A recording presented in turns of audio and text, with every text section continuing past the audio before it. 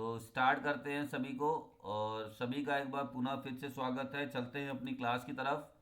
अब मैं बताना चाह रहा हूँ आप सभी को कि हमारा जो ये जो क्लास हो रहा है, इस क्लास का मेन उद्देश्य है कि आपके जो आगामी परीक्षा है यूपी टीजीटी और यूपी के बाद एमपी जो टीजीटी का भी नया वैकेंसी आया है, ठीक है, और उसके साथ साथ बीपीएससी टायर 4 के एग्ज़ाम्स होने वाले हैं। तो जो बच्चे इस एग्ज़ाम की प्रिपरेशन कर रहे हैं उनके लिए एक बहुत ही अच्छा और सुनहरा मौका है। मान लीजिए कुछ इसमें से मुझे पुराने बच्चे भी दिख रहे हैं, क्योंकि अभी मैं इनको ऐड किया हूँ तो मेरे पास कम से कम पुराने बच्चे भी मेरे को दिख रहे हैं, है ना। तो इन लोगों की कुछ बच्चों को कहना ये था कि सर हमारी जो थ्योरी है वो थोड़ी सी छूट गई है, एक बार फिर से रिवाइज करवा दीजिए। तो हमने सोचा कि क्यों ना हम ऐसा एक बैच निकालें जिसमें हम एक छोटा सा टॉपिक उठाएंगे और उस टॉपिक को पहले थ्योरी समझाएंगे और उसी टॉपिक से संबंधित हम आपके क्या कराएंगे, उसी टॉपिक से संबंधित हम कुछ उसके पीवाईक्यूज और कुछ एमसीक्यूज कराएंगे, दोनों रहेगा, ठीक है। जिससे कि हमारा वो टॉपिक वहीं पे क्लियर हो जाएगा और रिवीजन हो जाएगा, ठीक है। तो इसी प्रकार का एक बैच हम लेकर आए हैं। आपको बताना चाह रहे हैं कि ये बैच हमारा स्टार्ट हो रहा है 5 जनवरी से। कल से हम लोगों ने भी कल क्लास लिया हुआ था, ठीक है। लेकिन एक बात मैं आपको बता दूं कि ये देखिए हमारा ऑनलाइन बैच स्टार्ट हुआ है। क्रैश कोर्स है जो कि यूपी टीजीटी और आप देख सकते हैं ये यूपी टीजीटी, एमपी टीजीटी और बीपीएससी टायर 4 इन तीनों को देखते हुए इस बैच को बनाया गया है। हम लोग जो बच्चे को प्रॉब्लम होती है कि सर थ्योरी में थोड़ा सा कॉन्सेप्ट नहीं हमारा अच्छा है, क्योंकि अभी हम लोगों ने बीपीएससी टायर 4 या टायर 3 का एग्ज़ाम देखा था, कॉन्सेप्चुअल बेस्ड क्वेश्चंस वहाँ पर ज़्यादा आया था। एमपी टीजीटी का हमने लेवल देखा हुआ है, इसके जो अभी आपके एमपी टेट के पेपर हुए थे वहाँ के जो क्वेश्चंस आए हुए हैं उनका भी लेवल हमने देखा है। तो जब तक ये चीज़ सामने निकल के आ रही कि जब तक आपका कॉन्सेप्ट अच्छा नहीं होगा, जब तक आप वाकई पढ़ने में अच्छे, मतलब जब तक आपका ऐसा तैयारी होना चाहिए कि आपसे अगर मैं पूछूं कि आप ये बताइए कि ऐसा कौन सा टॉपिक है जहां से मैं आपसे कुछ भी क्वेश्चन पूछूं आप उसको बता सकते हो, क्या आप 100% इस बात से एग्री होंगे अपने? नहीं हो सकते सभी लोग। तो इसी प्रकार का तैयारी हमको करना है। तो हमारा ये बैच नया शुरू हो रहा है, आप सभी लोग इसमें जुड़ सकते हैं। और ये नीचे जो नंबर दिया हुआ है इस नंबर पर आप कांटेक्ट कर सकते हैं, आपको सारा डिटेल बता दिया जाएगा। बहुत ज़्यादा नहीं, बहुत ही नॉमिनल फीस के साथ इस बार जो है वो समझ लीजिए 1,000 रुपये के अंदर ही फीस आपका है। 3 महीने का पूरा कोर्स होगा ये। और डेली हम लोग टॉपिक वाइज इसको स्टार्ट करेंगे, ठीक है, समझ में आया। तो इस तरीके से हम लोग शुरू कर रहे हैं, नया बैच है, आप सभी लोग स्वागत है। चलिए आज हम लोग डेमो का दूसरा दिन रखते हैं और शुरू करते हैं अपना क्लास।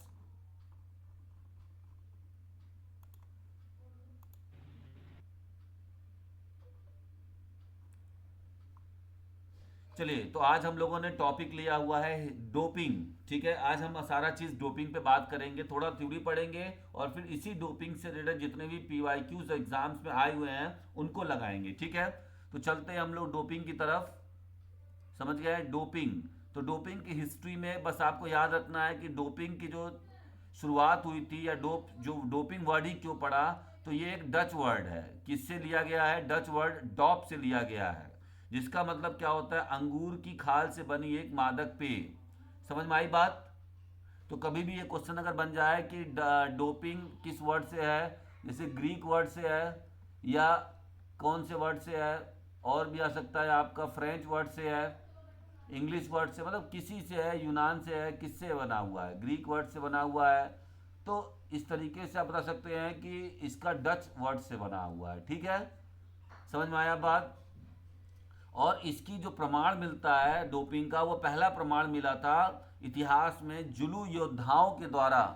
ये जुलू योद्धा अफ्रीकन योद्धा होते थे, वो क्या करते थे अपनी शक्ति को बढ़ाने के लिए इस तरह का मादक पेय का इस्तेमाल करते थे, ठीक है।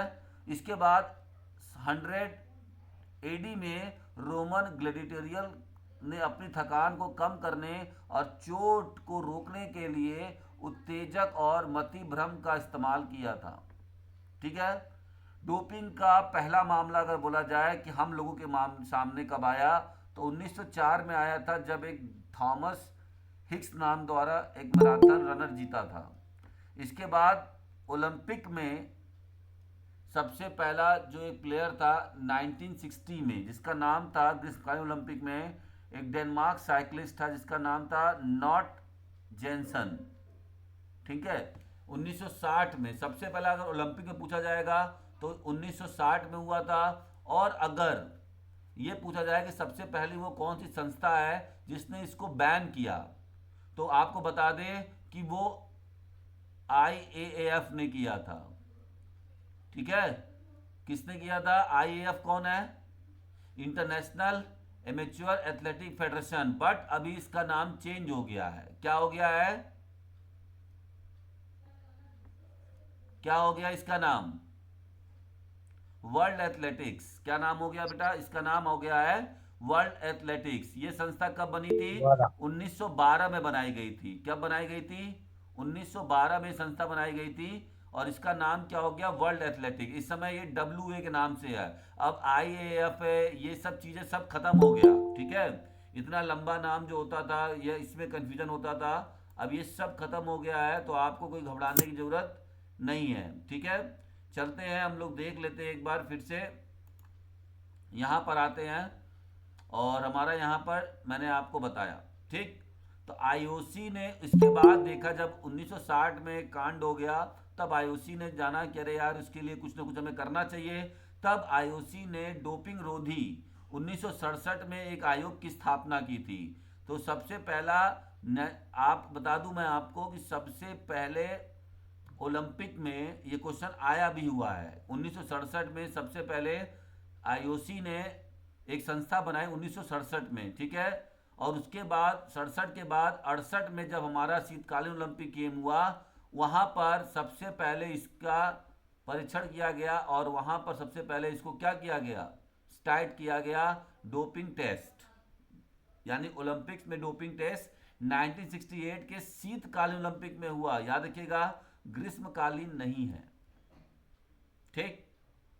ये थोड़ी सी हिस्ट्री थी, बहुत ज़्यादा इसमें नहीं ध्यान देना है, 2-3 डेट को ध्यान देना है बस। ये था, और डॉप वर्ड से बना हुआ है, बस यही 2-3 चीज़ें आपको कीवर्ड्स में याद रखना है। नेक्स्ट हम बात करेंगे डोपिंग का मतलब क्या होता है। तो डोपिंग का मतलब होता है कि it is prohibited chemical substance which is taken by athletes for improving his और her performance in games and sports. तो ये क्या होता है? एक प्रोहिबिटेड केमिकल सब्सटेंस होता है जो कि प्लेयर्स के द्वारा, एथलीट के द्वारा यूज किया जाता है। क्यों? इनहांस मतलब परफॉर्मेंस को बढ़ाने के लिए, अपनी परफॉर्मेंस को बढ़ाने के लिए। ठीक है। ये होता है डोपिंग का मतलब। डोपिंग में अब आपको बता दें डेफिनेशन ऑफ डोपिंग। तो सबसे अधिक बार जो डेफिनेशन पूछा गया है, IOC ने क्या डेफिनेशन दिया है कि किसी भी the use of any method और सब्सटेंस। देखिए, इसमें मेथड भी आता है। सब्सटेंस तो केमिकल जो हम लोग यूज करते हैं दवा के रूप में, वो केमिकल नहीं, आपके कुछ ऐसे मेथड्स भी होते हैं जो कि प्रोहिबिटेड है, might harm to the athlete, जो एथलीट को नुकसान पहुंचाते हैं in a quest to gain unfair advantage. और जो क्या करते हैं, अपने ही साथी खिलाड़ियों के विरुद्ध एक अनफेयर एडवांटेज देता है उनको। ठीक है। He is her fellow competitors. समझ में आई बात? तो ये हमारा क्या था? ये हमारा एक डेफिनेशन था। अच्छा, इसके बाद पूछा जाता है सबसे ज्यादा वाडा। वाडा ने क्या डेफिनेशन दिया है डोपिंग का? उसने बोला है कि मेरे नियम अनुसार, मेरा जो एक पूरी जो मेरी एक विधान है, मतलब मेरा जो एक बुक है, उसमें अगर अनुच्छेद यानी आर्टिकल नंबर 2.1 को नियम का कोई भी व्यक्ति या कोई खिलाड़ी, ठीक है, खिलाड़ी उल्लंघन करता हुआ पाया जाता है, तो उसका मतलब कि वो डोपिंग का दोषी है। बस उसने सीधा बोल दिया कि मेरे द्वारा 2.1 और 2.2 होगा, यहाँ पे शायद ये लिखा नहीं है यहाँ पर, सॉरी 2.8, यहाँ पे लिखा है 2.1 से लेकर 2.8 तक के जितने भी अनुच्छेद आर्टिकल्स दिए गए हैं डोपिंग की बुक में, अगर वो खिलाड़ी करता हुआ पाया गया तो वो क्या है, वो डोपिंग का दोषी है। ये सबसे बेहतरीन चीज आपको बताने जा रहा हूं, मस्त एकदम। सबसे आज तक अगर डोपिंग में आपको कभी भी दिक्कत समझ में आई है कि कहीं केमिकल सब्सटेंस पूछने लगता है, कहीं मेथड्स पूछने लगता है, आखिर चल क्या रहा है, कौन सा चीज मेथड्स में आता है, कौन सा चीज सब्सटेंस में आता है, तो इसको हम लोग बात करेंगे, ठीक है। तो सबसे पहले देखिए बात करते हैं क्लासिफिकेशन ऑफ डोपिंग। तो क्लासिफिकेशन ऑफ डोपिंग में दो क्लासिफाइड किया जाता है। अगर हम डोपिंग को पढ़ना चाहते हैं तो उसको हम दो भाग में बांटेंगे। सबसे पहला होता है परफॉर्मेंस इनहांसिंग सब्सटेंस और दूसरा होता है फिजिकल मैथड्स। एक होता है इनहांसिंग सब्सटेंस, परफॉर्मेंस बढ़ाने वाले केमिकल सब्सटेंस, और दूसरा क्लासिफिकेशन होता है कि परफॉर्मेंस को बढ़ाने वाले कुछ ऐसे भौतिक विधियां, कुछ ऐसी विधि जिसके द्वारा इसमें विधियों का यूज किया जाता है। केमिकल का भी यूज होता है बट विधियों का इसमें ज्यादातर खेल होता है, ठीक है। अब हम बात करेंगे जब इनहांसिंग सब्सटेंस, सब्सटेंस मतलब क्या होता है, पदार्थ, ठीक है। तो इनहांसिंग पदार्थ में क्या क्या आता है, तो केमिकल पदार्थ में आपका आता है स्टिमुलेंट्स, जिसको कि उत्तेजक के रूप में जाना जाता है, ठीक है। नेक्स्ट हमारा आता है स्टेरॉइड, जो कि पावर जनरेट करने के काम में आता है। एगोनिस्ट, जो कि ब्रेन को बहुत शार्प रखता है और इसके साथ ही साथ आपको क्या करता है, आपके ब्लड प्रेशर को बहुत कंट्रोल करके रखता है। एगोनिस्ट सिंपल समझिएगा, अभी मैं डीप में भी बताऊंगा आपको कहां पे कब खिलाड़ी को कौन सा काम आएगा। पहले हम क्लासिफिकेशन समझ के इसको समझ लेते हैं, ठीक है। नार्कोटिक्स,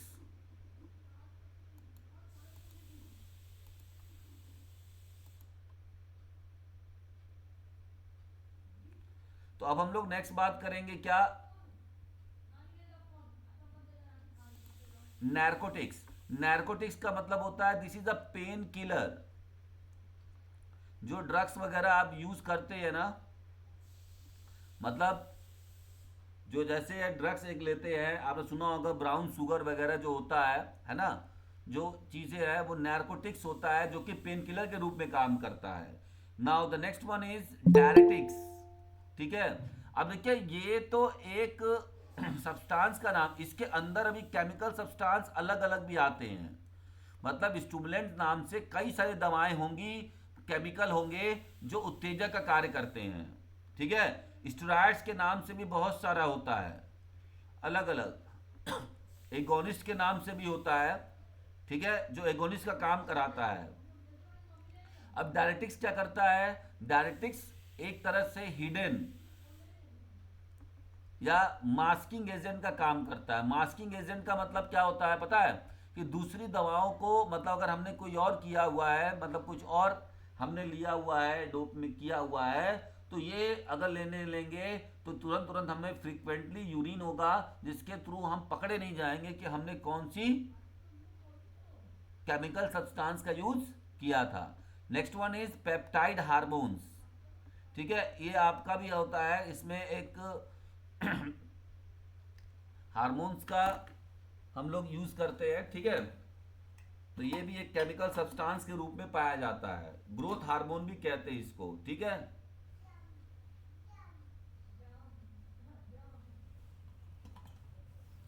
चलिए आगे बढ़ते हैं और अगला हम लोग देखते हैं। हमारा नेक्स्ट जो है, ये हमारे थे सारे सब्सटेंस थे, ठीक है, ये केमिकल के रूप में मिलते हैं और जो कि केमिकल के रूप में खिलाड़ी इसका इस्तेमाल करते हैं। अब आता है दूसरी बारी। अब दूसरी बारी किसकी आती है, तो दूसरी बारी हमारी आती है, तो दूसरी बारी हमारी किसकी आती है, हम लोग बात करेंगे। दूसरी आती है फिजिकल मेथड्स की। अब विधि कौन कौन सी है जो कि प्रोहिबिटेड है, जो कि डोपिंग के कैटेगरी में आती है। तो विधि कौन कौन सी है, तो ब्लड डोपिंग एक विधि है या एक मेथड है, जीन डोपिंग भी एक विधि है, कंट्रोल ऑन सैंपल ये भी एक विधि है। तो तीन होती है, ठीक है, तीन ऐसे होते हैं जो कि ये विधियों में आते हैं, ठीक है। ब्लड डोपिंग के अंदर भी दो होती है, ऑटोलोगस और होमोलोगस। ऑटोलोगस होमोलोगस का मतलब क्या है, ये हम आपको आगे बताएंगे जब हम लोग आगे पढ़ेंगे, ठीक है। किसी को कुछ पूछना है जो अभी तक नहीं समझ में आया है?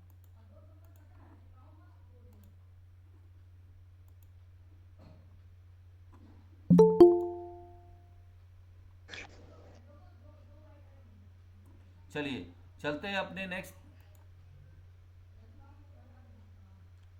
अब हम लोग बात करेंगे परफॉर्मेंस इनहेंसिंग सब्सटेंस पे। सब्सटेंस मतलब जहां केमिकल की बात हो जाएगी। अब देखिए सबसे पहले हम लोग क्या बात कर रहे हैं, एनाबॉलिक स्टेरॉइड्स की बात कर रहे हैं, ठीक है। अब इसमें एनाबॉलिक स्टेरॉइड्स जो होता है पावर जनरेट के काम आता है। जिन खेलों में हमें पावर चाहिए, जैसे फुटबॉल में किक मारना है, तो वो खिलाड़ी क्या यूज करेगा, एनाबॉलिक स्टेरॉइड्स यूज करेगा, ठीक है। अब देखिए यहाँ पर क्या होता है, जैसे हमें वेट लिफ्टिंग करनी है तो स्ट्रैट्स यूज करेगा। अब इसके जो एजेंट्स होते हैं, यानी कि अगर आपके एक तरीके से शॉल्ट का नाम बोला जाए तो टेस्टोस्टेरोन के नाम से ये मिलता है दवा, स्टेनोजोलोल। अगर आप दवा में खोजेंगे स्टेनोजोलोल टेस्टोस्टेरोन तो ये आपको मिल जाएगा। इसकी दवा आती है ताकत बढ़ाने की, ठीक है। एनाड्रॉल, मेथनोलोन, ठीक है, ये चार दवाएं आती हैं, ठीक है।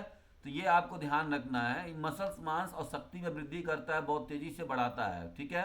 इसके साइड इफेक्ट क्या होते हैं, लीवर और किडनी को खराब कर देता है, हार्ट अटैक की संभावना जल्दी बढ़ जाती है, पुरुषों में महिलाओं के गुण आने लगते हैं।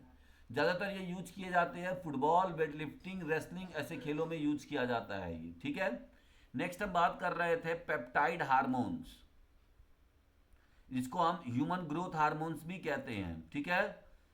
ये क्या करता है, आरबीसी के उत्पादन में सहायता प्रदान करता है, शरीर के आकार में मतलब वृद्धि कर देता है। देखिए क्या होता है, जो आकार होता है वृद्धि बहुत तेजी से साइज और शेप को बढ़ाने लगता है, हमारे बोन्स के शेप को, हमारे मसल्स के शेप को भी बढ़ा देता है, ठीक है। मांसपेशियों को भी वृद्धि कर देता है, ठीक है।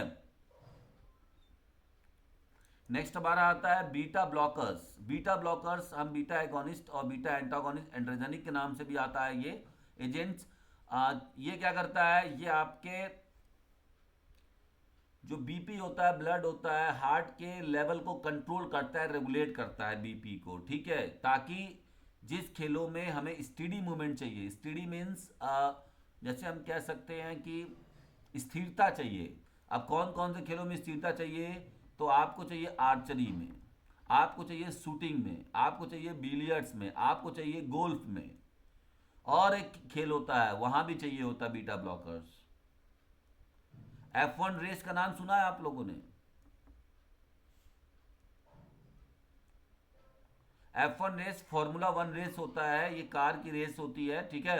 जो आपने देखा होगा फरारी वगैरह कार वगैरह जो होती है, तो वहां के भी खिलाड़ी क्या करते हैं, F1 रेस के खिलाड़ी भी बीटा ब्लॉकर्स का यूज करते हैं, ठीक है। नेक्स्ट हम बात करेंगे डायरेटिक्स। तो डायरेटिक्स क्या जो आता है, देखिए एक्टाजोलामाइड के नाम से ये दवा मिलेगी मार्केट में, मेटाजोन के नाम से मिलेगा, डेक्स्ट्रॉन के नाम से मिलेगा, है ना।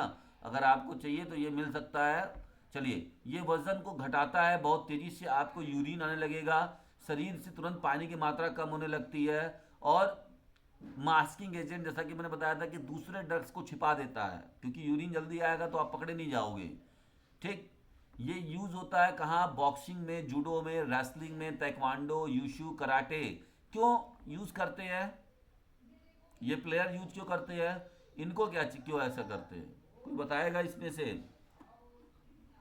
जी बिल्कुल बताएंगे सर, क्योंकि वो अपना वेट कम करके लो वेट कैटेगरी में फाइट कर लेते हैं। हाँ, ऐसा क्यों करना करना चाहते हैं वो, क्योंकि कल हमने, आपको याद होगा कल हम लोगों ने एक पढ़ा था रिलेटिव स्ट्रेंथ पढ़ा था। Yes yes sir. का रिलेटिव स्ट्रेंथ पढ़े थे ना। उससे क्या हो जाएगा कि जी जैसे अगर 48 किलो का बंदा है तो उसका जो, उनको अपोनेंट कमजोर मिलेगा, है ना। जी तो आसानी से उसको वो क्या जी। कर पाएंगे, बीट कर पाएंगे। तो ये चीज यूज करते हैं डायरेटिक्स, ठीक है। हम आगे बात करते हैं नेक्स्ट स्टिमुलेंट्स की। स्टिमुलेंट्स मतलब होता है उत्तेजक। कुछ ऐसे खेल होते हैं जिसमें हमें उत्तेजना चाहिए, उत्तेजना नहीं रहेगा तो उस खेल में बढ़िया मजा नहीं आएगा। तो एम्फटामाइंस इसका मिलता है, एफेड्रीन के नाम से मिलता है, एड्रेनलिन के नाम से मिलता है, कैफीन भी आता है आपका, ठीक है। तो मस्तिष्क की उत्तेजना को बढ़ाने का काम है, मनोवैज्ञानिक उत्तेजना को बढ़ाता है स्टिमुलस, ठीक है। कौन से खिलाड़ी यूज करते हैं? बैडमिंटन के खिलाड़ी यूज करते हैं, टेनिस के खिलाड़ी और खो खो वगैरह के खिलाड़ी, कबड्डी के खिलाड़ी भी यूज कर सकते हैं, ठीक है, ज़्यादातर। नेक्स्ट हम बात करते हैं नारकोटिक्स। नारकोटिक्स का जो एजेंट है मॉर्फिन, मैं आपको बता दूं कभी कभी ना डायरेक्टली एजेंट का नाम पूछ देता है, ठीक है। ओपियम, अफीम हो गया, मैथोडेनोन, कोडाइन, कोकेन, ठीक है। कोकेन आपका नारकोटिक्स, जैसा कि मैंने बताया था, कोकेन आपको अभी बताया था ना, नारकोटिक्स वाले आते हैं जो आप लोग ड्रग्स वगैरह जो यूज़ करते हैं उनके लिए। तो नारकोटिक्स एक पेन किलर होता है, मतलब आप खूब एकदम आप करोगे, आप बहुत ज़्यादा, क्योंकि आप देखते हैं कि बहुत सारा अगर आप मूवमेंट्स करते हो तो आपके सेल्स बहुत ज़्यादा टूटते हैं। तो उस समय जब आपके सेल्स बहुत टूटेंगे तो आपको थकान का अनुभव नहीं होगा, मतलब थकान टूटेंगे तो मतलब आपको बहुत थकान होगी, बट नैरकोटिक्स लेंगे तब आपको थकान का अनुभव नहीं होगा। आपके सेल्स बहुत टूट रहे हैं तो आपको समझ में नहीं आएगा, वो पेन को सहने की है। ये कौन यूज करता है? मैराथन रनर यूज करते हैं, साइकिलिंग के प्लेयर जो होते हैं वो यूज करते हैं, ठीक है। नेक्स्ट हम बात करेंगे ग्लूका कॉर्टिकोस्ट्राइड, ठीक है, ग्लूका कॉर्टिकोस्ट्राइड। ये क्या करता है? एलर्जी को दूर करता है, दर्द को कम करता है, ठीक है। बॉक्सिंग के और कॉम्बेटिव स्पोर्ट्स में इसका यूज होता है ज़्यादातर। नेक्स्ट है कैनाबिनाइड्स। कैनाबिनाइड्स क्या होता है? मर्जुआना, ये नाम सुना होगा आपने, कैनाबिनिस। ये मस्तिष्क की उत्तेजना को और न्यूरोट्रांसमीटर को एक्टिव कर देता है, यानी कि आपकी सिग्नल बहुत तेजी जाने लगती है, ठीक है। All types of games and sports में इसका यूज होता है। बीटा 2 एगोनिस्ट, ठीक है, ये ब्लॉकिंग एजेंट्स होता है। तो इस तरीके से इतने सारे ये केमिकल परफॉर्मेंस इन्हांसिंग सब्सटेंस होते हैं, मैंने इसका बताया। अगर आप ये चार्ट को पढ़ लेंगे और यकीन मान के चलिए कि इससे ज़्यादा आपको एग्ज़ाम में कभी नहीं पूछा जाएगा, ये निश्चित है। और बहुत ही ज़बरदस्त चीज़ है ये। अगर अभी भी आप लोगों ने ये बुक नहीं परचेस की है तो मैं आपको बता दूं कि ये शारीरिक शिक्षा अंतिम ब्रह्मास्त्र, वाकई में जिन्होंने लिया उन लोगों ने मुझे फ़ोन करके बाकायदा थैंक यू बोला है कि सर बहुत ही ज़बरदस्त बुक है। और आप लोगों को बताना चाह रहा हूँ कि शारीरिक शिक्षा अंतिम ब्रह्मास्त्र 20 जनवरी को एक नया अपडेट ला रहा है, मतलब इसके नया अपडेट आ रहा है, यानी कि नई न्यू एडिशन लॉन्च हो रहा है 20 जनवरी के बाद, आपको कभी भी मार्केट में मिल जाएगा, ठीक है। इसमें हम लोग क्या नया करेंगे, जब हम बुक निकालेंगे तब आपसे बात करेंगे उस समय कि क्या नया अपडेट आया है, पहले से मुकाबले नए वाले में हमने क्या ऐसा ऐड किया है इसमें, ठीक है। बहुत ज़बरदस्त इसके इस तरह डिमांड बढ़ी है इस बुक की, मैं बता नहीं सकता आपको। मैं कम से कम बता दूं आपको कि 4000 से ऊपर बुक्स मैंने सिर्फ सेल की है, मतलब अमेजॉन फ्लिपकार्ट को छोड़ के बात कर रहा हूं मैं, ठीक है। चलिए, ब्लड डोपिंग। अब हम बात करेंगे कुछ ऐसे मेथड्स की जो कि डोपिंग की कैटेगरी में आता है, ठीक है।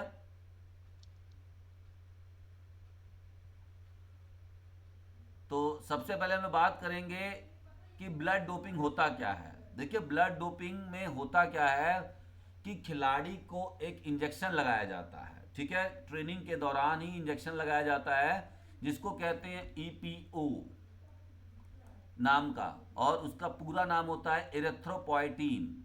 इससे क्या होता है, जैसे ये खिलाड़ी इंजेक्ट करता है एरिथ्रोपोइटीन इंजेक्शन, ठीक है, और उसके बाद जब वह उसके ब्लड सेल्स ऑक्सीजन के संपर्क में आते हैं तो उसकी बॉडी बहुत तेजी से हीमोग्लोबिन बनाना शुरू कर देता है। समझ में आ रही बात? अधिक संख्या में, यानी कि आपने सुना होगा जब आपने सीबीसी कराया होगा, सीबीसी जब आप टेस्ट कराते हैं, ब्लड टेस्ट होता है, काउंट ब्लड सेल्स, ठीक है, तो वहां पर हीमोग्लोबिन का एक मात्रा होता है, एक लिमिट होती है कि एक नॉर्मल ह्यूमन के अंदर, जो हम मेल का बता रहे हैं, 14 से 17 से पर 100 ml से ज़्यादा या इससे ज़्यादा नहीं होना चाहिए हीमोग्लोबिन।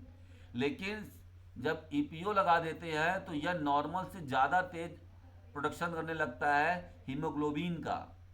समझ में आ रही बात? अब क्या होता है, तो जब हमारे ब्लड में हीमोग्लोबिन की मात्रा अधिक हो जाती है तो एथलीट क्या करता है, एथलीट अपना ही ब्लड का यूनिट निकाल लेता है और उसको सेफ रख देता है फ्रीज वगैरह में, ठीक है। जब उसको सेफ रखता है और ठीक 2 दिन पहले लगभग वो क्या करता है, अपने बॉडी में इंजेक्ट कर लेता है, ठीक है। कभी कभी ये क्वेश्चन पूछा जाता है कि ऐसा कौन सा मेथड है जो कभी भी पकड़ में नहीं आता जल्दी, तो ये ब्लड डोपिंग ही ऐसा मेथड है जिसको पकड़ में जल्दी नहीं आता, क्योंकि खिलाड़ी ने अपना खुद का ब्लड ऐसा किया है, ठीक है। समझ में आया बात? अब इसमें 2 कॉन्सेप्ट होते हैं, ऑटोलोगस और एक होता है होमोलोगस। ऑटोलोगस क्या होता है, किसी खिलाड़ी द्वारा पूर्व में आरक्षित करके, आप ही है खिलाड़ी, आपने अपना कर दिया। ऑटोलोगस, आपने अपना खुद का ही ब्लड इस्तेमाल किया है, हीमोग्लोबिन बढ़ाया है। और हीमोग्लोबस में क्या होता है, एक एथलीट उसी रक्त समूह से किसी अन्य एथलीट के रक्त को ले लेता है या किसी अन्य व्यक्ति में जिसमें हीमोग्लोबिन की मात्रा ज़्यादा होती है उससे जब इंजेक्ट कर लेता है, उसके ब्लड को अपने ले लेता है, तो उसे हम क्या कहते हैं, होमोलोगस, ठीक है। नेक्स्ट हम बात करेंगे जीन डोपिंग। जीन डोपिंग क्या होता है, किसी खिलाड़ी की आनुवंशिक रूप से परिवर्तन और कोशिकाओं को स्थानांतरित करने का प्रयास को हम कहते हैं जीन डोपिंग। ये स्टार्टिंग से ही मतलब ये कर दिया जाता है, मतलब बच्चा पूरा ग्रोथ में नहीं होता है, जब हम उसका टैलेंट सर्च करते हैं और तभी ये हम उसको प्रिडिक्ट कर लेते हैं कि इस बच्चे को मुझे क्या बनाना है और किसके लिए हम इसके मतलब इसको कौन सा खिलाड़ी हम प्रिडिक्ट कर रहे हैं, ठीक है। इसको कहते हैं जीन डोपिंग। और नेक्स्ट होता है केमिकल एंड फिजिकल मैनिपुलेशन, यानी कि जो आपका सैंपल लिया गया है और आप उस सैंपल को बदलने की कोशिश करते हैं या छेड़छाड़ करने की कोशिश करते हैं सैंपल से, तो उसे हम क्या कहते हैं, केमिकल एंड फिजिकल मैनिपुलेशन, ठीक है। आइए आगे देखते हैं। इन दोनों को रोकने के लिए वर्ल्ड लेवल पर एक संस्था बनाई जाती है जिसका नाम है world anti doping agency, okay. और हमारे भारत में इसको रोकने के लिए संस्था बनी है नेशनल एंटी डोपिंग एजेंसी, नाडा, ठीक है। अब हम लोग यहां देखेंगे कि स्टैब्लिश कब हुआ था, तो world anti doping agency establish हुआ था 1999 में, और नेशनल वाला जब कब हुआ था नाडा, तो 2005 में, ठीक है। इसका हेडक्वार्टर कहाँ पे है वर्ल्ड एंटी डोपिंग एजेंसी का, तो कनाडा में, मॉन्ट्रियल कनाडा में, और इसका न्यू दिल्ली में। इसके पहले फाउंडर थे डिक पाउंड और इसका पहले फाउंडर का नाम नहीं है, ठीक है। आइए आगे बढ़ते हैं। यहाँ पर जो ऑफिशियल लैंग्वेज है इसकी वाडा की वो है इंग्लिश और फ्रेंच, या हिंदी और इंग्लिश। इसका जो मोटो है वो है प्ले ट्रू और इसका मोटो है प्ले फेयर। दोनों ही एंटी डोपिंग एजेंसी काम करते हैं। यहाँ पे क्रेग कॉलिंग्स रिडी इसके करंट प्रेसिडेंट है। चेयरमैन मिनिस्ट्री ऑफ स्पोर्ट्स का जो चेयरमैन होते हैं वो उसके होते हैं किसके, नाडा के, ठीक है। आई होप कि आप लोगों को अच्छा लग रहा होगा। सर नाडा का हेड ऑफिस नई दिल्ली में आई थिंक कोई जवाहरलाल नेहरू स्टेडियम में है क्या? हाँ हाँ, बिल्कुल बिल्कुल, इलाहाबाद में, जवाहरलाल नेहरू स्टेडियम में ही है। ठीक है। आगे हम लोग बात करते हैं, नेक्स्ट की तरफ बढ़ते हैं। डोपिंग शब्द की शुरुआत डॉप से हुई है, कुछ इंपॉर्टेंट बस फैक्ट्स याद रख लीजिए एक बार में। और सबसे पहला डोपिंग पर रोक लगाने वाली संस्था कौन है, IAAF है, मैंने बताया था international association of athletic federation. उसने 1928 में इसको बैन कर दिया था, ठीक है। पूछा जाएगा कि संस्था कौन थी, तो संस्था थी IAAF, international athletic association of federation. Athletic federation, ठीक है। लेकिन अभी इसका नाम वर्ल्ड एथलेटिक्स हो गया, याद रखिएगा, ये IAF नहीं है अब। ओलंपिक में डोपिंग का पहला केस 1960 में मिला था। ओलंपिक में डोपिंग टेस्ट की शुरुआत 1968 में हुई थी और 1967 में इस संस्था को बनाया गया था जिसने पहला टेस्ट शुरू किया था, ठीक है। When a player use multiple drugs eight same time, अगर कोई खिलाड़ी 2-4 केमिकल सब्सटेंस एक साथ लेता है, जैसे उसने पावर बढ़ाने के लिए स्ट्रैट्स ले लिया और फिर उसको छुपाने के लिए डायरेटिक्स भी ले लिया, तो एक साथ 2 या 2 से अधिक जब वो अगर केमिकल सब्सटेंस का यूज करता है तो उसको हम स्टैकिंग कहते हैं। क्या कहते हैं? स्टैकिंग। और जब कोई खिलाड़ी सारे ड्रग्स का इस्तेमाल करता है तो उसे हम स्टैकिंग कहते हैं। ठीक है, तो ये चीज़ हमको बहुत ध्यान से देखना है और समझना। आई होप कि आप लोगों को क्लास अच्छी लगी होगी। चलते हैं अब हम लोग अपने क्वेश्चंस की तरफ और क्वेश्चंस को सॉल्व कर लेते हैं। एक बार फिर बता दूं, जो लोग नहीं जानते हैं, ऑनलाइन क्रैश कोर्स हम लोग चला रहे हैं। इसका डेमो का आज दूसरा दिन है। 5 जनवरी से ये हमारा शुरू हुआ है। अगर इसके बारे में, जो कि हमारा यूपी टीजीटी, एमपी टीजीटी और बीपीएससी टायर 4 के भी टारगेट किया गया है, जो भी एग्ज़ाम आएगा, मैं आपको बता दूं कि मैंने सिलेबस ऐसा कंडक्ट किया हुआ है कि हमारे जो भी स्टेट एग्ज़ाम होंगे आने वाले समय में, चाहे वो केवीएस हो चाहे वो नवोदय हो, ठीक है, सबको हम कवर करते हैं अप्रॉक्स 90% एक्यूरेसी के साथ। बाकी 10% आपका स्टेट सिलेबस अलग होगा, वो हम लोग बाद में उसको डिस्कस करते हैं। ठीक है, इस नंबर को एक बार नोट कर लीजिए। और कोई भी इंक्वायरी हो गेम्स इससे रिलेटेड, आपको क्लास कैसे ज्वाइन करना है और कहाँ से करना है, क्या क्या चीज़ें हैं, मैं आपको बता दूं कि तैयारी के लिए, फिजिकल एजुकेशन की प्रिपरेशन के लिए आपको कोई भी किसी प्रकार का जो नोट्स चाहिए आप हमसे प्राप्त कर सकते हैं। कोई कोई भी नोट्स आप बताइए, आपको क्या चाहिए, जिसमें आप कंफर्टेबल हो, आपके अकॉर्डिंग नोट्स मटेरियल दिए जाएंगे। बाकी पुराने मेथड से जो मैं करा रहा हूँ कि थ्योरी के बाद, ये भी आप कर सकते हैं। ठीक है, चलिए, तो सबसे पहले हम लोग स्टार्ट करेंगे क्वेश्चन से। आज हमारे सामने क्वेश्चंस हैं। थोड़ा सा मैं जूम कर लेता हूँ ताकि आपको थोड़ा सा बड़े में दिखे तो अच्छा लगेगा, है ना? और जूम करूँ क्या? ठीक है, इतना ठीक है सर। चलिए, तो सबसे पहले हम लोग बात करेंगे, what is the primary definition of doping in sports. Doping in sports का प्राइमरी डेफिनेशन क्या होता है? Talking nutritional supplement, use performance enhancing substance और methods, follow strict training regime, consuming energy drinks. अब हिंदी में बात करेंगे तो इसका जो राइट आंसर होगा ऑप्शन नंबर 20 करेक्ट होगा। प्रदर्शन बढ़ाने वाले पदार्थों या विधियों का उपयोग करना क्या कहलाता है? डोपिंग कहलाता है। अच्छा, एक चीज और है, एक चीज ध्यान दीजिएगा, प्रोहिबिटेड यानी कि प्रतिबंधित वर्ड भी होना चाहिए। ठीक है, क्योंकि मैं बता दूं आपको कि खिलाड़ी परफॉर्मेंस बढ़ाने के लिए एक्स्ट्रा सप्लीमेंट तो लेते हैं, लेकिन उसका आपको बता दूं, नाडा और वाडा ने क्या हुआ है, मिलकर एक टेबल बनाया हुआ है कि कितना ग्राम या कितना एमएल उस चीज का आप यूज कर सकते हैं जो कि डोपिंग की कैटेगरी में नहीं आएगा। बता सकते हैं, ये चीज है। Which organisation is responsible for maintaining the world anti doping code. तो वो कौन सी संस्था है जिन्होंने वर्ल्ड एंटी डोपिंग कोड को बनाया हुआ है? मतलब कि कोड ऑफ कंडक्ट का मतलब ये होता है कि नियम कानून बनाया हुआ है। संगठन जिम्मेदार है, संहिता, कोड मतलब वही संहिता, किसने, आचार संहिता किसने बनाया है विश्व डोपिंग को रोकने के लिए? तो वाडा ने बनाया है। अभी हम लोगों ने पढ़ा था इसके बारे में। ठीक है, आगे बढ़ेंगे नेक्स्ट की तरफ। ब्लड डोपिंग से क्वेश्चन आ गया, रेफर्स टू। ब्लड डोपिंग क्या करता है? टेकिंग ब्लड थिनर्स, ब्लड को पतला कर देता है, रक्त को ऑक्सीजन ले जाने की क्षमता को बढ़ा देता है, प्रतियोगिता से पहले रक्त का परीक्षण करता है, रक्त रोगों का इलाज करता है। तो ऑप्शन नंबर 20 करेक्ट हो जाएगा, रक्त की ऑक्सीजन ले जाने की क्षमता को बढ़ा देता है। ठीक है, नेक्स्ट हम बात करेंगे, इनमें से कौन सी प्रतिबंधित पदार्थों का एक प्रमुख श्रेणी है?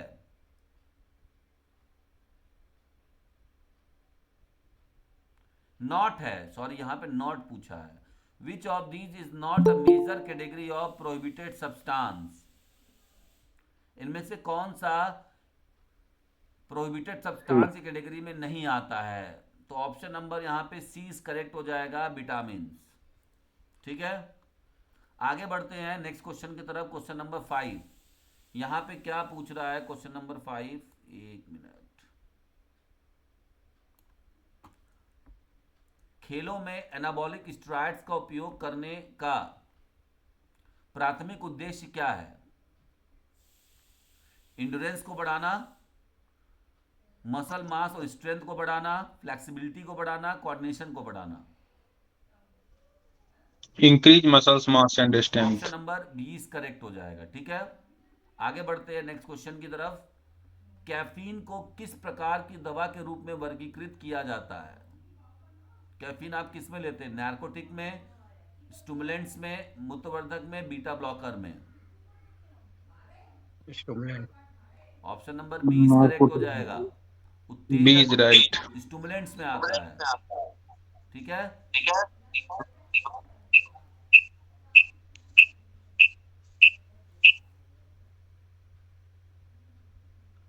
कोई दिक्कत किसी को अभी तक नहीं समझ में आया? ऐसा तो नहीं आपको लग रहा है कि सर ही खाली बोलते जा रहे हैं, हम लोगों से तो कुछ पूछ ही नहीं रहे हैं?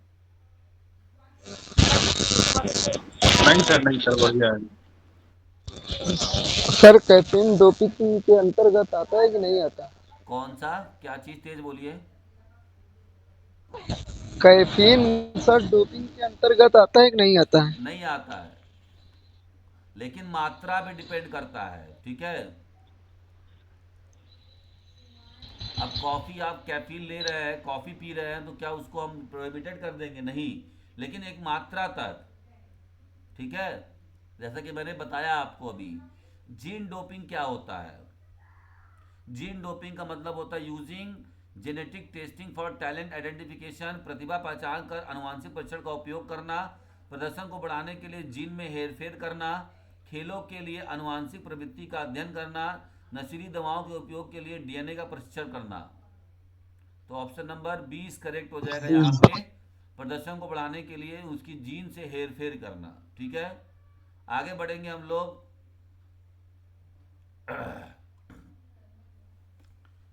Beta blockers are primarily banned in which type of sports? Beta blocker किसमें है? बैन है।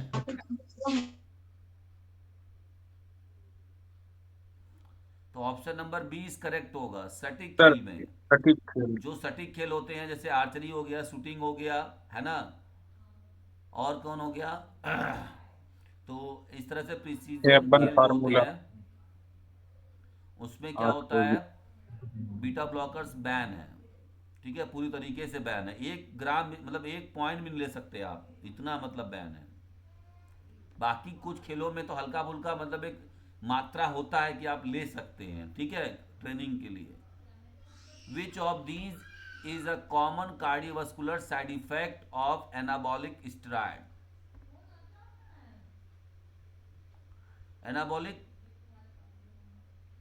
स्टेरॉइड्स का आपको साइड इफेक्ट बताना है। इनमें से कौन सा एनाबॉलिक स्टेरॉइड्स का उपयोग समान, तो आपको बताना है कि कौन सा है साइड इफेक्ट। डी है सर, बेहतर बड़ा हृदय हुआ। गति, बेहतर रक्त संचार, बढ़ा हुआ रक्तचाप, बढ़ी हुई ऑक्सीजन अवशोषण। तो ऑप्शन नंबर सी करेक्ट होगा। Increase blood pressure. ठीक है। इम्प्रूव हार्ट रेट, अगर आपका ये कर रहा है तो बहुत ज़्यादा नहीं है। बेटर ब्लड सर्कुलेशन अगर अच्छा कर रहा है तो ये थोड़ी नहीं है। साइड इफेक्ट हमको बताना है, तो इंक्रीज ब्लड प्रेशर बीपी को बढ़ा देगा आपके। आइए नेक्स्ट हम बात करेंगे। इरेथ्रोपोइटीन इज क्लासिफाइड एज?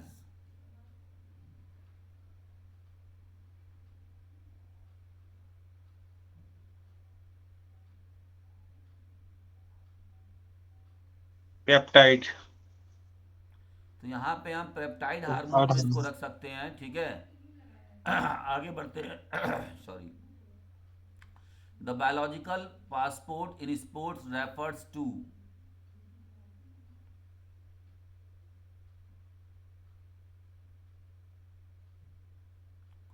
एक वर्ड यूज होता है बायोलॉजिकल पासपोर्ट खिलाड़ियों के लिए, इसका मतलब क्या है?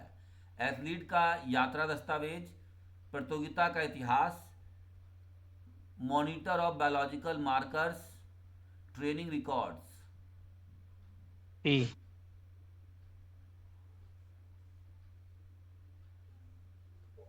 सी लग रहा है। अच्छा।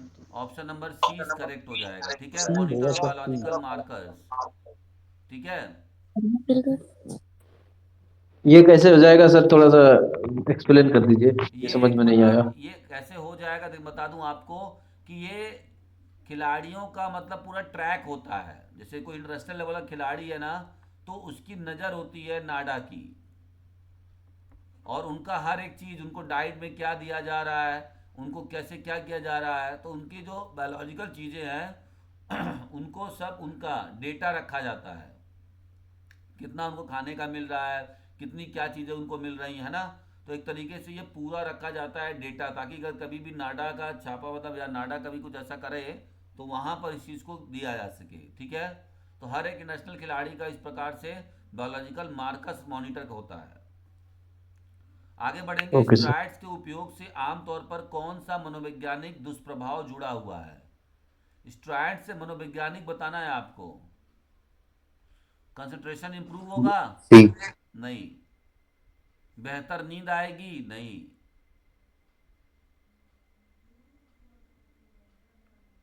Option number C is correct हो जाएगा।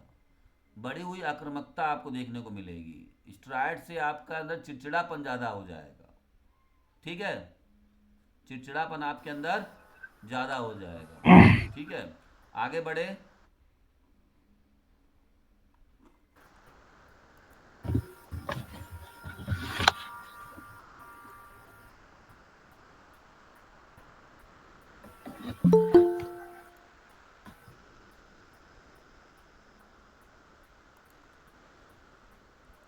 तो मास्किंग एजेंट ऐसे पदार्थ है जिनका उपयोग निम्न के लिए किया जाता है।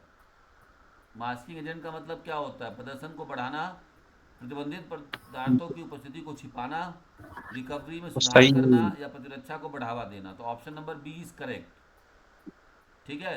प्रतिबंधित पदार्थों की उपस्थिति को छिपाना। देखिए अभी तक आपने 13 क्वेश्चन किया है, ठीक है। और मुझे बताइएगा कि इसमें से कोई भी क्वेश्चन ऐसा था जो इससे पहले आपने किसी किताब में, किसी कोचिंग नोट्स में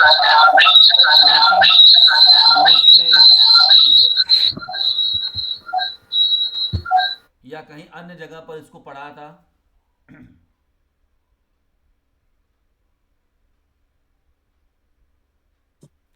नहीं सर। ऐसा किताब में आपको नहीं मिला होगा। ये देखिए अभी क्या हो गया है ना कि हम लोग आदी हो गए हैं वही पुराने क्वेश्चंस, घिटे पीटे मतलब क्वेश्चंस हैं उनको लगाने का। और जैसे ही हम एग्जाम में जाते हैं, नए क्वेश्चन जब देखते हैं, नए पैटर्न देखते हैं, तो हमारा दिमाग घूम जाता है। हम कहते हैं अरे यार ये तो हम पढ़े ही नहीं, ठीक है। तो कुछ लोग दिमाग में सिर्फ बैठा लिए हैं। सच्ची बताया तो मेरे यहाँ पर आपको मैंने बताया था पहले ही आपको कि हमारे क्लास में आपको 30% पी वाई क्यूज प्लस 70% आपको एम सी क्यूज मिलेगा। P Y Qs M C Qs में डिफरेंस क्या होता है मैं बता दूं आपको। पी वाई क्यूज मतलब प्रीवियस ईयर क्वेश्चन से लिया गया क्वेश्चन, ठीक है।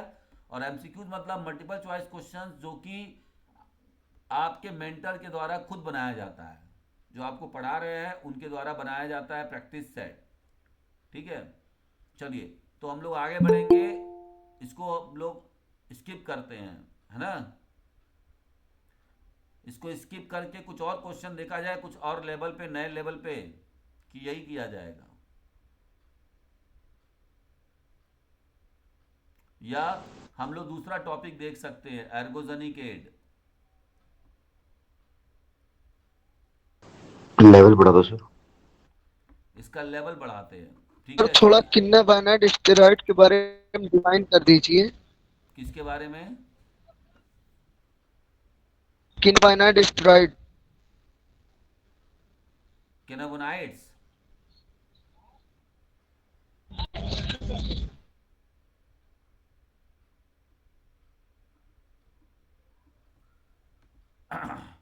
चलिए हम लोग यहाँ पे बात करते हैं। हमारा अगला जो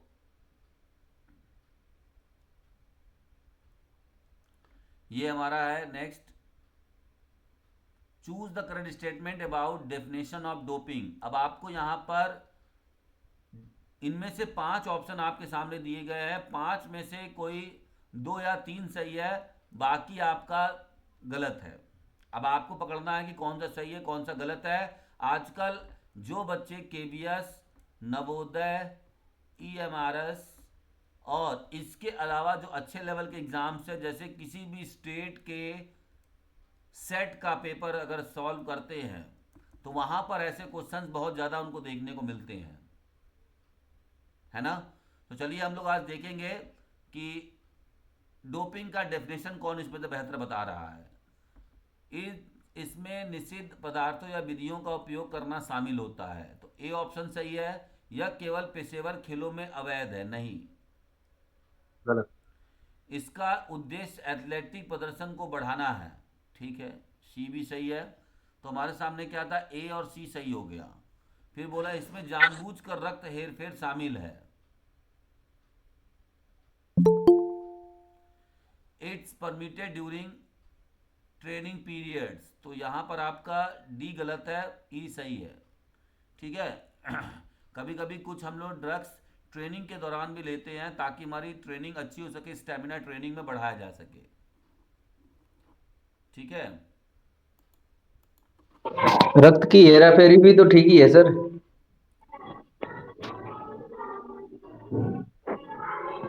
एक मिनट, देखिए रक्त की हेरा फेरी यहाँ पे जो बोल रहा है इसमें जानबूझकर रक्त को हेरफेर करते हैं, ठीक है। तो इसमें देखिए यहाँ पर हाँ सिंपली अगर ये क्वेश्चन सिर्फ पूछता है इसमें ब्लड डोपिंग में, तब ये स्टेटमेंट आपका सही होता है। यहाँ पर सिर्फ डोपिंग में पूछ रहा है, ठीक है।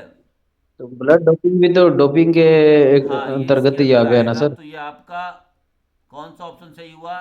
सही कह रहे हैं आप, ए, सी, डी और ई, ये चार ऑप्शन आपके सही हैं और एक ऑप्शन आपका गलत हो गया, ठीक है।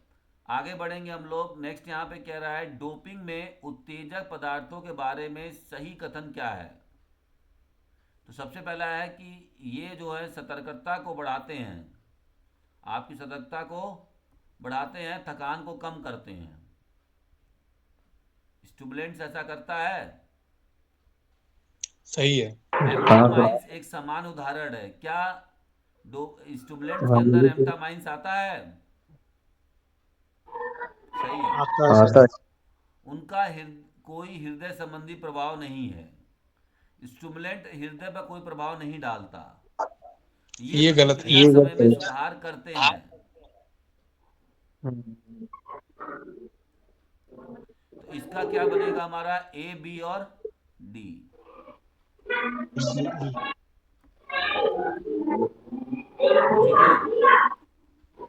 हाँ सर। ये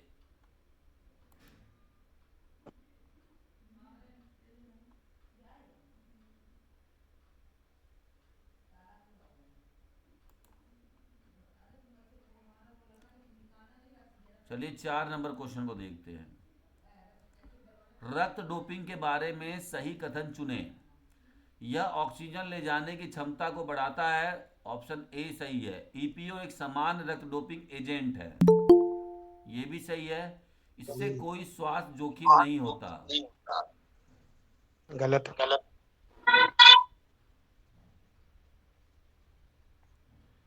इसमें रक्त आधान शामिल होता है, डी सही है। यह केवल 24 घंटे तक पता लगाने योग्य है, नहीं, इसको कभी भी पता नहीं लगाया जा सकता, ठीक है। तो ए, बी और डी यहाँ पर आपका राइट आंसर है, ठीक है। ये रक्त आदान क्या है सर, ये थोड़ा सा बता दीजिए। इसमें रक्त का रक्त आधार, आदान, रक्त आदान क्या होता है सर ये? रक्त आधार मतलब वही बदल, ट्रांसफ्यूजन, ब्लड को चढ़ाना, ओके ओके ठीक है ठीक सर। है। नेक्स्ट हमारा क्या है, वृद्धि हार्मोन के बारे में सही कथन चुने, ठीक है। वे कोशिका वृद्धि को उत्तेजित करते हैं, सही है। वे केवल हाँ मांसपेशियों को आकार को प्रभावित करते हैं। देखिए जहां भी केवल वर्ड आएगा ये गलत है, ठीक है। ग्रोथ हार्मोन सिर्फ मांसपेशियों को प्रभावित नहीं करते हैं, ये रिकवरी को बढ़ाते हैं, ये भी गलत है, सी भी। ये चयापचय को प्रभावित करते हैं, सही है सर। उनका कोई दीर्घकालिक प्रभाव नहीं होता, ठीक है। तो ये भी गलत है, ए और डी इसमें सिर्फ सही है, ठीक। तो ये आपके सामने क्वेश्चन रहा डोपिंग का। आई होप कि आप लोगों को अच्छा लगा होगा। आप लोगों से बार बार एक रिक्वेस्ट है कि ज़रूर अगर आप रेगुलर इस चीज़ को पाना चाहते हैं और करना चाहते हैं तो यहाँ पर जुड़िए आप ऑनलाइन क्लास में हमारे, ठीक है। और देखिए इसमें हम लोग थ्योरी क्लास के साथ साथ टॉपिक वाइज एमसीक्यूज भी कराते हैं, ठीक है। करंट अफेयर्स भी हम लोग लाएंगे, बहुत ज़बरदस्त क्वेश्चन है करंट अफेयर्स के। लाइव क्लास भी हमारा चल ही रहा है आपके सामने, डाउट सेशन भी हमारा होगा, ठीक है। तो हम लोग अभी पढ़ लेते हैं, इसके बाद जब हमारी क्लासेस कुछ हो जाएंगी तो हम लोग डाउट सेशन भी रखेंगे। मतलब एक कंप्लीट प्रिपरेशन के लिए किसी किसी को अगर टाइम नहीं है पार्टिकुलर, वो अगर बिजी रहता है इस टाइम पे, हम लोग टाइमिंग रखेंगे 7 से 8 या 8 से 9, ठीक है। अगर ये दोनों में से वो बिजी रहता है तो रिकॉर्डिंग क्लास की व्यवस्था की गई है, सारा उसको रिकॉर्डिंग मिल जाएगा।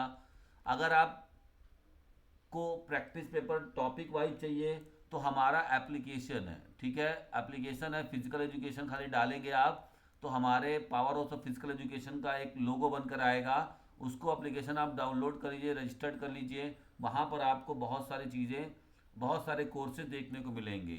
मैं यहाँ तक बता दूँ आपको कि जो लोग यूपी एमपी बीपीएससी की तैयारी कर रहे हैं, एमपी का भी उस पर प्रैक्टिस सेट नहीं डाला गया है, ये बहुत जल्द आपको देखने को मिलेगा एमपी का भी प्रैक्टिस सेट। ये प्रैक्टिस सेट मैंने पुराने एमपी सेट के जो पेपर्स हैं उससे लिए हुए हैं, ठीक है। ये प्रैक्टिस सेट बन गया है, बस इसको अपलोड करना बाकी है, तो एप्लीकेशन से आप लोग इसको ले सकते हैं। और बीपीएससी के लिए तो ऑलरेडी हमने एनसीईआरटी के बुक से बनाकर क्वेश्चंस डाला हुआ है, ठीक है। इसके साथ साथ हम लोगों ने टॉपिक वाइज और प्लस मिक्स टाइप दोनों बीपीएससी टायर 4 के लिए पेपर डाला हुआ है। ऑलरेडी 3000 क्वेश्चंस वहाँ पर पड़े हुए हैं बीपीएससी के 5 ऑप्शन वाले, जो 5 ऑप्शन आता है बीपीएससी में वो चीज़ है। यूपी टीजीटी के लिए भी कोर्स हम लोगों ने दिया हुआ है, वहाँ पर सिर्फ अगर प्रैक्टिस पेपर चाहिए तो ज़बरदस्त हमने 3000 क्वेश्चंस हमने दिया हुआ है यूपी टीजीटी के लिए, ठीक है। मात्र 99 रुपये में 3000 क्वेश्चन आप जाकर एप्लीकेशन पर लगा सकते हैं। जैसे आप खाली रख के अगर मोबाइल चलाते हैं तो वहाँ पर आपको ज़रूरत पड़ेगी किसकी, वहाँ पर आपको एप्लीकेशन की ज़रूरत पड़ेगी, ठीक है। एप्लीकेशन का लिंक आपको हमारे डिस्क्रिप्शन बॉक्स में मिल जाएगा, जिसको नहीं मिलता है वो गूगल प्ले स्टोर पे जाके डायरेक्टली खाली फिजिकल एजुकेशन सर्च करेगा, ठीक है। और वहाँ पर physical power house of physical education का एक लोगो बन के आएगा रेड और ब्लैक, उसी को बस ओपन कर लेना है, रजिस्टर कर लेना है। अगर आप पहले कोर्स परचेज नहीं करना चाहते हैं, सिर्फ ये देखना चाहते हैं कि उसमें क्या क्या आपके वो हैं, तो आप लोग वहाँ पर मेरा लॉगिन करते ही आपको 1000 क्वेश्चंस आपको एमसीक्यूज और पीवाईक्यूज आपको फ्री किया गया है। रजिस्टर्ड करने के बाद फ्री वाले सेक्शन में चले जाइए, वहाँ पर आप देख लीजिए आसानी से, ठीक है। और अगर आप रेगुलर क्वेश्चंस को लेना चाहते हैं तो हमारे टेलीग्राम ग्रुप से जुड़े, जो कि सिर्फ 99 रुपीज़ पर मंथ के हिसाब से आपको है। टेलीग्राम पर बहुत ही ज़बरदस्त क्वेश्चंस आपके सामने कराए जाते हैं, ठीक है। तो ये भी आप ले सकते हैं। और अगर कोई बच्चा चाहता है 25,000 क्वेश्चंस एक साथ, ये भी बैच हमारा चल रहा है 499 रुपये में 25,000 क्वेश्चंस मैं आपको दूंगा, सिर्फ क्वेश्चंस आपको दूंगा, ठीक है। क्वेश्चंस और इसका सॉल्यूशन भी रहेगा, लेकिन ये आपको मिलेगा टेलीग्राम पे, ठीक है। तो ये अलग अलग हमारे पास है, जिसको जो सुटेबल होता है अपने अकॉर्डिंग, अपनी क्षमता के अकॉर्डिंग, अपने इंटरेस्ट के अकॉर्डिंग वो मुझसे वो चीज़ें ले सकता है। इनके अलावा आप अगर पीडीएफ में ये सब क्वेश्चन मांगेंगे तो भी मैं प्रोवाइड कर दूंगा। किसी भी टॉपिक से आप मुझे बताइएगा आपको क्वेश्चन चाहिए या किसी प्रकार का जो भी नोट्स आपको चाहिए, ठीक है, वो सारा मैं अवेलेबल आपको करवा दूंगा। इसकी पूरी गारंटी है कि मुझसे बेहतरीन आपको नोट्स नहीं मिलेगा।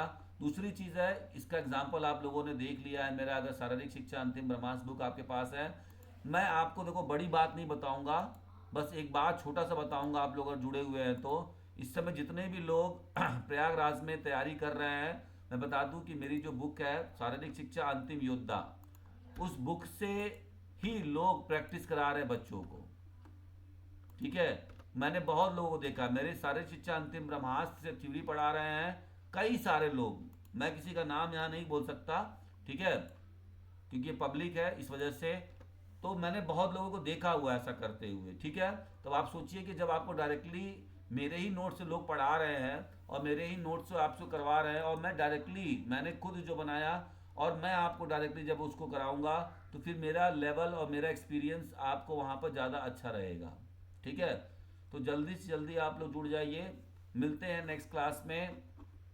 Thank you very much. किसी को और कुछ पूछना है या बोलना है?